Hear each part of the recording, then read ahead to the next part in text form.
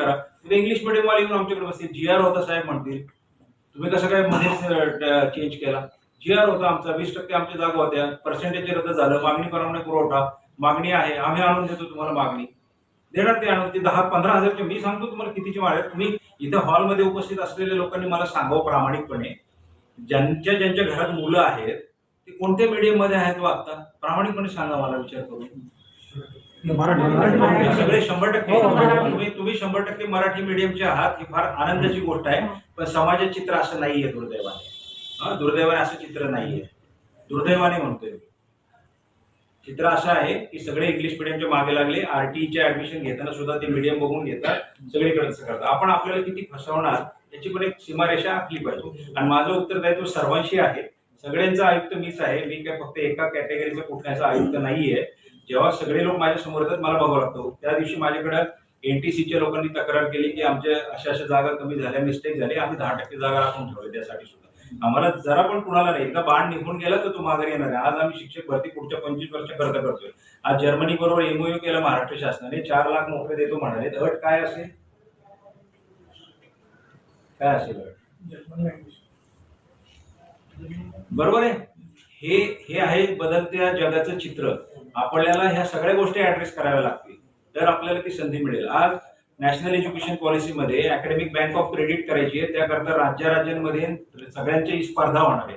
ज्यावेळेला आंध्र प्रदेशचं शिक्षक त्या शिक्षकाच्या बरोबर ती टायअप होईल तेव्हा कोणतं माध्यम असणार आहे बोलायला.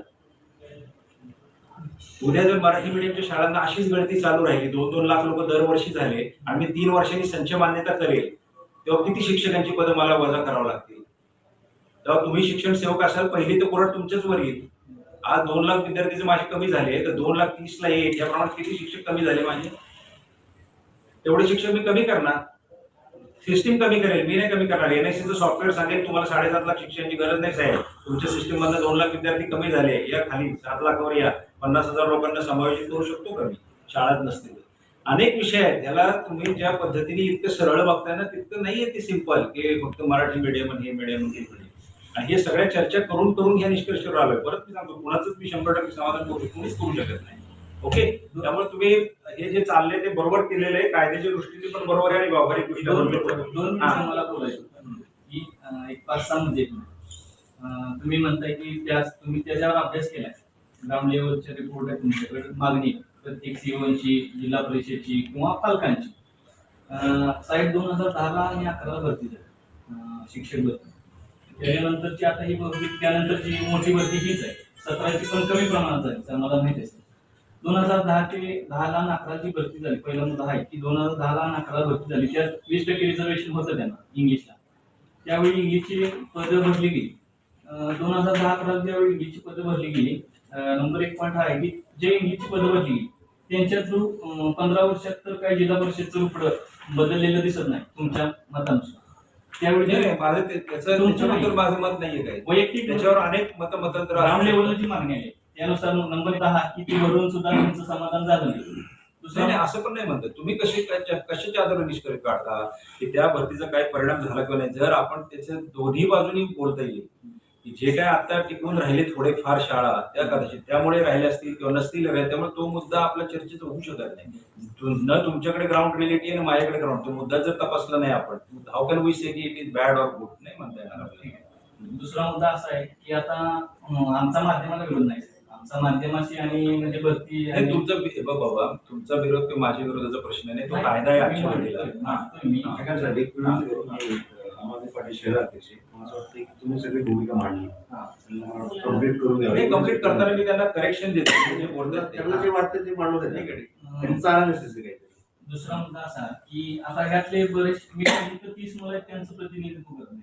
जे मराठी प्रतिनिधित्व नाहीच म्हणत, वैयक्तिक बोलतोय की आता बऱ्यापैकी भरती नसल्यामुळं CBSEच्या स्कूल आहेत, इंग्लिश मिडियमचे जे प्रायव्हेट स्कूल आहेत, त्यात बऱ्यापैकी जे टीचर आहेत साहेब ते मराठी BEd झाले आणि त्यांच्या थ्रू जे आता प्रायव्हेट संस्था चालू आहेत इंग्लिश मिडियमच्या, ते साहेब त्यांच्यामुळे चालू आहेत. आणि ते स्वतः म्हणतात की त्यांनी त्यावेळी माध्यमाचा त्यांचा विचार केला नाही BEdचा. ते स्वतः म्हणतायत की म्हणजे त्यांच्या संस्था ज्या टिकून आहेत जिल्हा परिषदला फाईट संस्थांची, त्यामुळे मुलांची गुणवत्ता घसरली जिल्हा परिषदला, त्यामुळे मुलं प्रायव्हेट स्कूलला चालले. बरोबर, मग त्या संस्था जर त्या मुलांमुळे चालत असतील तर जिल्हा परिषदच्या शाळा पण गुणवत्तेमुळे चालतीच आहे. दुसरा मुद्दा. तिसरा मुद्दा असा की आता KVS नवोदय विद्यालय कोणतीही भरती परीक्षा शिक्षकांची गरज असताना माध्यमाची अट कोणही ठेवत नाही. आणि आता फेब्रुवारीत आपली टेट चालू होती त्यावेळेस केंद्रीय विद्यालयाची पण परीक्षा चालू होती. त्या केंद्रीय विद्यालयाच्या परीक्षेमध्ये पण महाराष्ट्राची मुलं भरपूर लागली. त्यात त्यांनी मार्क घेतले आणि त्यांचं जॉईन झालं. आता चौथा मुद्दा हा की बिहार सरकारनं विकत तुम्ही जे वाचते ना मध्ये तुमचा वेळ वाचवतोय फक्त याच्यावरती मी दोन- तुम्हाला एकच मिनिट. नंतर दिले ते वाचलं. मला प्रश्न विचारतोय तुम्हाला बाबा, हे जे निवेदन तुम्ही घेऊन आलाय ना ते हे जे काय आहे ना त्याच्यावरती मी एक डिटेल उत्तर ऑलरेडी तुम्हाला दिलंय. ते तुम्ही वाचलंय का एवढा प्रश्न? तरी पण तुमचे ते मुद्दे आहेत. एकच मिनिटात कंप्लीट करतो. बिहार सरकारनं विक्रमी 1.5 लाख पदांची भरती केली. ते 1.5 लाख पद भरत असताना त्यांनी गुणवत्तेचा विचार केला नाही की माध्यमाचा. आता बिहार सरकारच्या शिक्षक भरतीमध्ये आणि इतर राज्यातली मुलं आहेत की ज्यांनी बिहार सरकारने जी एक्झाम घेतली ती क्रायटेरिया त्यांनी फॉलो केला. त्या भरतीत त्यांनी गुण मिळवले. ते जॉईनिंग मध्ये लागले. इतकं गुणवत्ताचा विचार केला गेला, माध्यमाचा विचार केला गेला नाही.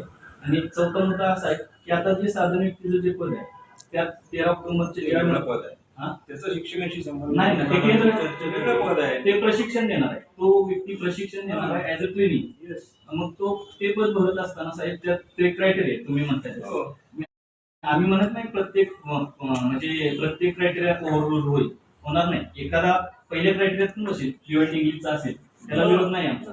परत दुसरा क्रायटेरिया असा आहे की थोडंफार शिक्षण इंग्लिशमध्ये आणि त्याला 140 मार्क घेतले असतील त्यालाही विरोध नाही आमचा.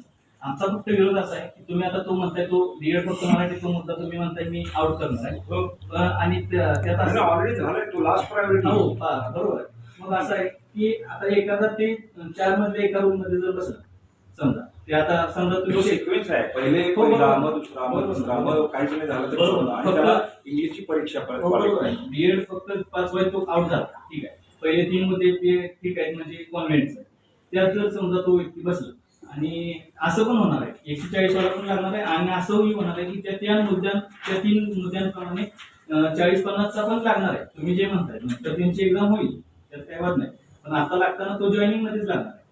एक समजा जर तो विद्यार्थी ती परीक्षा पुढची जी इंग्लिशची आहे ती जर समजा तो क्रॅश नाही झाला तर त्याची नियुक्ती तर कॅन्सल होणार.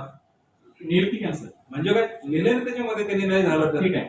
नियुक्ती कॅन्सल. त्याला घेतोच त्यासाठी ना आपण. बरोबर 40 गुणवत्ता आहे इंग्लिश पण येत नाही तर त्यांना काय तो काय कोण पाहुणार काय माझं त्याला घ्यायला त्याला घरी पाठवून देणार आपण. ते लिहिलं हे तर तुम्हाला सांगतो पूर्ण आपण आकलन केलं तेच पाहिजे. मी म्हणतोय सर की आपण जी साधन व्यक्ती आहे त्या ठिकाणी तुम्ही दोन्हीचं बाबा कन्फ्युजन का करताय? साधन व्यक्तीचा रोल टोटली वेगळा असतो. आता जसं इथं आयुक्ताचं पण पद आहे, SPDचं पण पद आहे, SCRTचं पण पद आहे. मग तुम्ही म्हणाला तर SCRT पण आहे, ऑफिसर आहे, तिकडे पण आहे. तुम्ही पद मिक्स नका करू. साधन व्यक्तीचा रोल वेगळा, साधन व्यक्तीचं काम वेगळं. मला एक इंग्लिश शिक्षक बघा तुम्ही 4 जण आहात.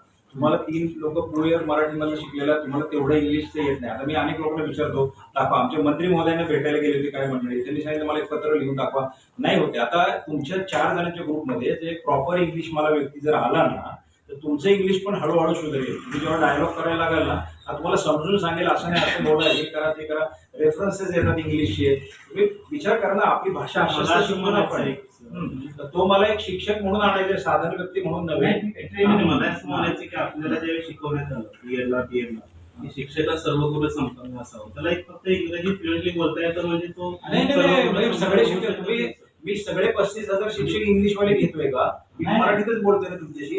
मला काही गरजा पूर्ण करण्याकरता तर मला समजा पीटीची गरज आहे तर फिजिकल वालाच घेईल ना मी. तुम्ही परत तिथे आर्ग्यू कराल का? असं नाही भाऊ मला काही गरजा. आणि मीडियम हे आता इंट्रोड्यूस नाही झालेलं. आपल्या राज्याच्या रिक्रुटमेंटच्या धोरणाचं पूर्वीपासून ही केस कधी सुरू झालेली आहे. ही आताच्या भरतीची नाहीये आधीपासूनच आहे. 17ची भरतीच्या वेळेला पण मीडियम हा क्रायटेरिया होता. उलट 20% पदं घ्या असा होता. 20% जर पदं मी घेतली असती तर आज मी 50,000 भरती जर केली ना तर त्याच्या 20% 10,000 पदं मला इंग्लिशला घेता आली असती. आता 10,000 नाही आता मला 20,000